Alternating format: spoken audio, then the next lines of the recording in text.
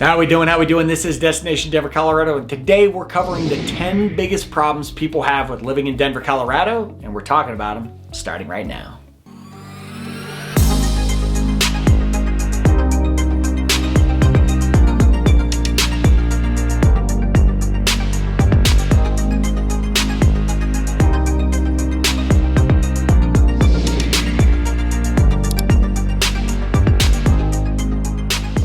All right, this is Destination Denver, Colorado. I'm your host, Jimmy Everetts, and listener. If you're interested in learning all the ins and outs, pros and cons to moving to or around the Denver metro area, then this is a channel for you. So that subscribe button and notification icon you see on your screen, make sure you click on that as I'm dropping new videos for you each and every week. And listen, as much as I try to be a little informative and hopefully entertaining here on camera, I'm also a licensed mortgage broker covering the entire state of Colorado and team with some of the Front Range's most talented realtors. And we're helping people move here each and every day. So the number and email you see on your screen, know that I am always the person, answer your phone calls, answer your texts, answer your emails. They're winning if you need me. Now that I'm done with that fun-filled stuff, let's get to what we're really here for, and that is the 10 biggest problems people have living in Denver, Colorado.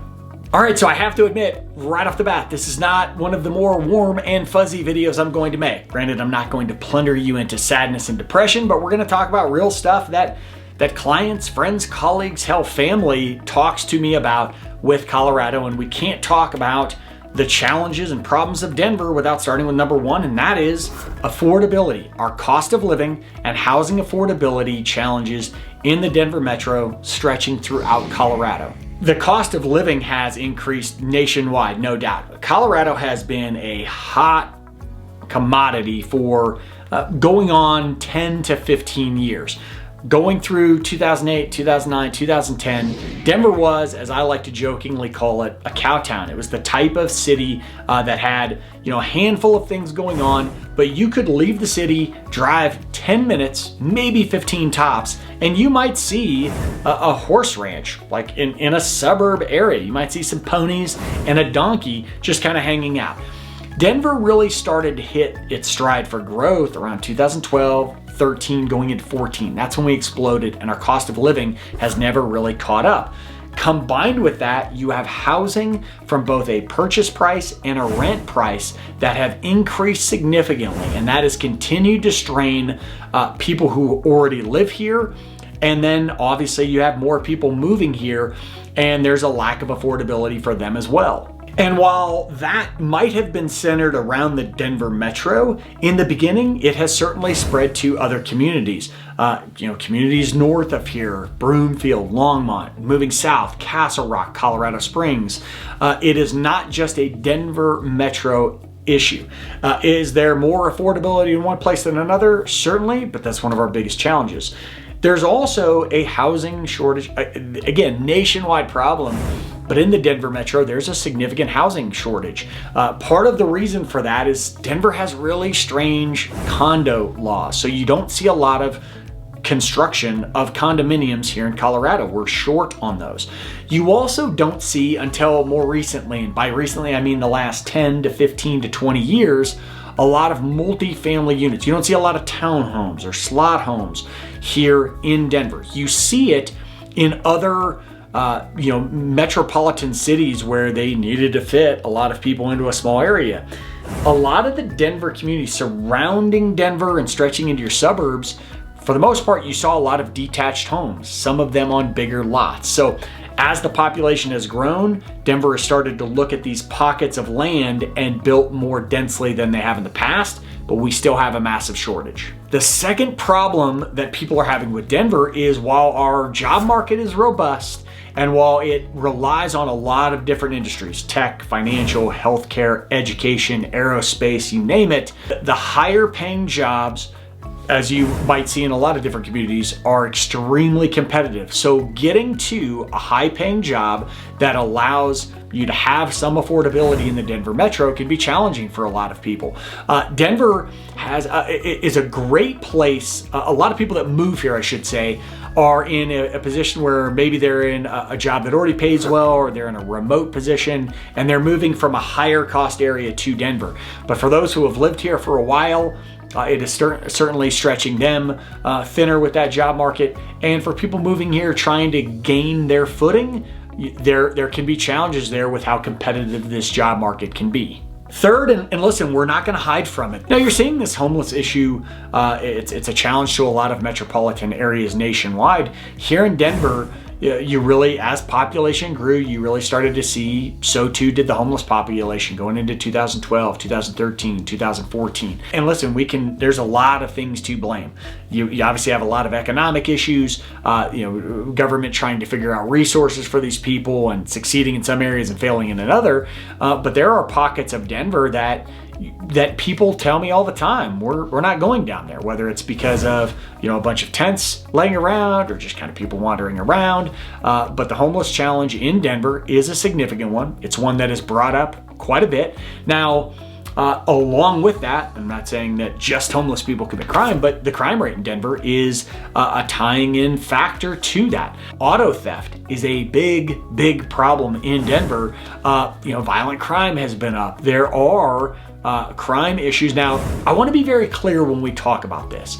When we talk about crime stats, you're going to want to do your due diligence as far as areas where crime is more prevalent. I think in any city, and I've lived in some big ones myself, the closer the more dense the population in the area, the more crime tends to be, reported and occur.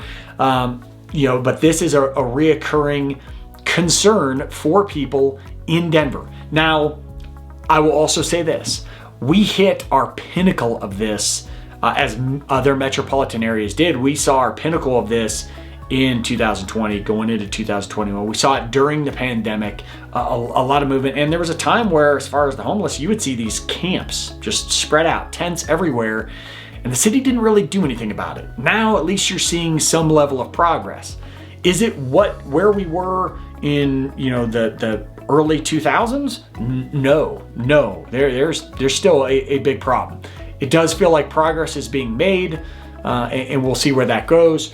And from a crime standpoint, it's something you definitely want to keep an eye on. And as you're moving to Denver, it's something you're going to want to explore to make sure that you are moving you and whoever you are coming here with into a community that you're going to feel safe in. Number 4, and that is traffic congestion, tying also into the need for a car. So the Denver Metro, we talk about the increase in population. The infrastructure of the city could only take so much. So specifically, you have your two major highways, I-25 running north and south, I-70 running east to west. These two connect just north of Denver. And I-25 can be, we'll just say a disaster of traffic at any hour of the day, especially as you get closer to major areas like downtown Denver, like the Denver Tech Center to our south, as you get to I-70, where traffic really gets congested.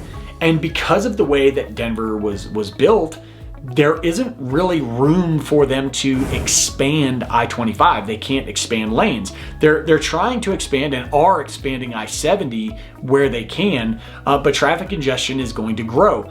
Tying into that, and this is something that a lot of my clients moving here ask about, is, do you need a car? My humble opinion, most people, and by most I mean probably 99 out of 100, are going to need a car. There's a high reliance on vehicles to get around. Is our public transportation pretty good? By a lot of metrics, we rate at least above average as far as our public transportation, but you're not taking our light rail system all over town. Certainly you have the bus, certainly you have Uber, but what I have found is that people moving here, especially unless you're living like in the heart of Denver, right where you need to be for the shops, restaurants, and work that you want to do, odds are you're going to need a vehicle. Basically what I'm telling you is you're going to contribute to our traffic congestion, so thank you in advance, and I hope you're at least an above average driver. 5th is our education system challenges, and that again is due to population, that's due to funding.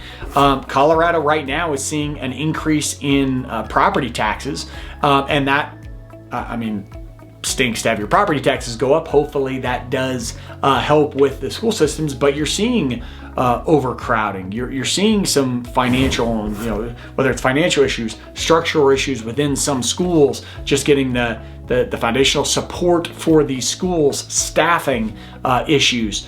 So certainly some educational challenges here in the Denver metro area. And again, overcrowding and underfunding is going to tie into, poor performance or perhaps a lower quality of education. Now, again, I think that this is where, and I would tie this kind of back to what I said about crime. You're going to want to do your due diligence. You're going to want to look. There are still plenty of highly rated educational, school districts and plenty of private options as well. But this overall is something that is going to more than likely get worse before it gets better as Colorado has grown and as the educational systems of Colorado and the Denver metro area specifically adapt to it. Number 6, and I'm going to get, humble, maybe even vulnerable, a little bit sad on this one. Number 6 is the social isolation that some of the people that I know who have moved here have felt. Now, that's not to say, again, that everybody feels socially isolated when they first get here, but I've had enough clients who have talked to me about how challenging it was, especially over those first several months, getting to know people, meeting people, and feeling that to some extent, Denver locals can be closed off to outsiders. Now, I grew up here. It's funny that I could say I don't feel we are that way, but I've experienced communities in different parts of the nation where they thought they were, that they were inclusive and bonded, and I didn't feel that way. So where I hear this the most is specifically people who are moving to the area who maybe they're working remote, so they're not meeting people at work. Maybe they're not necessarily the most social people anyway. I mean, certainly if you're a social butterfly, you're going to meet people. But if you're not very social, you don't have activities that you like to do to kind of give you some stepping stones. So, I mean, maybe if you're a mountain biker and you meet mountain bike people, or maybe you go to church and just throwing things out, people, areas where you might meet people. If you don't have that and you work remote, or perhaps you work in a smaller office where you're not making a lot of friends, it can feel very socially isolating. That is something that has been brought to my attention more times than necessary for me to think that I need to include it in this video and make people at least somewhat aware of that. Number 7, and as much as I hear people say you would think that people would know that before they move to Denver, is weather. Some people think that they are ready to handle cold weather. They're ready to handle snow and driving in it and walking in it and dealing with the cold and all that stuff. And they're just not. So, if you're not prepared for cold weather, I think Denver is pretty tame, pretty mild, I should say, and it feels like it's gotten more and more mild as time passes. That's not me pretending that's fact, but it certainly got more mild, but some people aren't ready for it. Tying in to weather is also our air quality. Air quality in Denver has slipped a long ways. There's days where there's a lot of smog. There's days where you're going to see it's not the best air quality. So if, certainly we all want a high level quality of air, don't get me wrong, but if it's something where you have respiratory issues or that's something that you really need to be aware of for your health, certainly know that in advance. And then I hope this is more of a nuisance than it is, really something that would push people away. But seasonal allergies in Colorado can be pretty brutal. I usually go somewhere around July, early August. I start getting running a lot of congestion, but allergies can be a factor. Again, I hope you would not decide not to move to Colorado based on your allergies. But I mean, I've had a few allergic seasons where I wouldn't have minded being somewhere else for a couple weeks myself. Number 8, and while Denver Metro is in at least decent shape right now, water scarcity, water rights are an issue. It's an issue as far as development and what's going to happen there. Certainly you can't build new properties if you don't have water going to it. It's part of the reason that housing costs are so high, is getting water rights to them. And then just water scarcity if you are a big water person. If you're a big, monstrous lake and getting out and doing wet sport activity things, Denver's probably going to be a little more limited. We're pretty landlocked. We've got some lakes, we've got some reservoirs, but we are somewhat landlocked there. Number 9, and this admittedly is usually more locals complaining, but overcrowding affects a lot of different things, including, we're so big into the outdoors. it has a big impact on us enjoying nature. So, whether you are rafting down a river, whether you're mountain biking, going on a hike, skiing, snowboarding during the winter, driving I-70, getting into the mountains, you're gonna see a lot of crowds. You're gonna see more people at museums and art galleries and things of that nature. So as population has increased, and as your more popular activities, again, snowboarding, skiing, hiking, are big ones that I can think of right off the bat, you tend to see more people doing those activities. Your lift lines might be longer. Your traffic getting up to the mountains might be longer. Your hiking trails that you might have years past, maybe a couple people on the trail. Now the trail is filled with people. Something to be aware of. Number 10, and this one, insurance is a nationwide issue, no question. It is a problem, but we're seeing insurance costs increase in Colorado, and that's not just, housing. We've seen housing insurance costs go up. We've seen HOA associations, their developments or their properties insurance have increased dramatically, and we're seeing it with car insurance. A lot of this is due to hail damage, but at the end of the day, insurance carriers are struggling. As I mentioned, you're seeing it nationwide. There's some states where insurance carriers won't even go into. So what you're seeing as you're moving out here or as you're living here already and making adjustments is that what you're paying for homeowners and car insurance may and likely will increase in the near future. And yes, I told you I have 10, but I'm gonna give you 11th, and I'm just gonna do this because I know I'm gonna get it in the comments anyway. The political polarization of Colorado and of Denver Metro, I'm sorry folks, hell, nationwide, is somewhat comical at times. And me, I'll debate you in the comments. Colorado was at one point a pretty red state, turned purple, right now it's blue. I'm not here to tell you good, bad, indifferent. I take care of myself. I suggest you take care of yourself. That's all I got. It's pretty clear cut. It's a big deal for people. So, you have people who are specifically here because of how liberal and blue not only the Denver Metro, but Colorado in general has become. You have people who are on the opposite side of that, who can't wait to get out. And then I would like to think the vast majority of us are somewhere in between, where we're looking at both sides going, what in the hell is going on? And that's kind of where I am. So political polarization, a big deal. And listen, I know you're still typing that comment. You still have, Dems ruined, or whatever, whatever you're gonna say, have at it. It still helps my algorithm. Just please don't say anything too just bad, because then I gotta delete your comment, because you just can't have that stuff. But if you're polite, I can reply to you. It helps my algorithm. See, I'm a self-righteous jerk. Anyway, listen, I've lived in Colorado the vast majority of my life in the Denver metro area. At least I and the vast majority of people I talk to have no plans of leaving. So these are things that I certainly want you to be aware of. Happy to have a conversation with you about them or any other questions you have. And for that purpose, the number and email you see on your screen, know that I am always the person. Answer your phone calls, answer your texts, answer your emails. There, winning if you need me. This is Destination Denver, Colorado. I'm your host, Jimmy Everetts. That was the 10 biggest problems people have living in Denver, Colorado.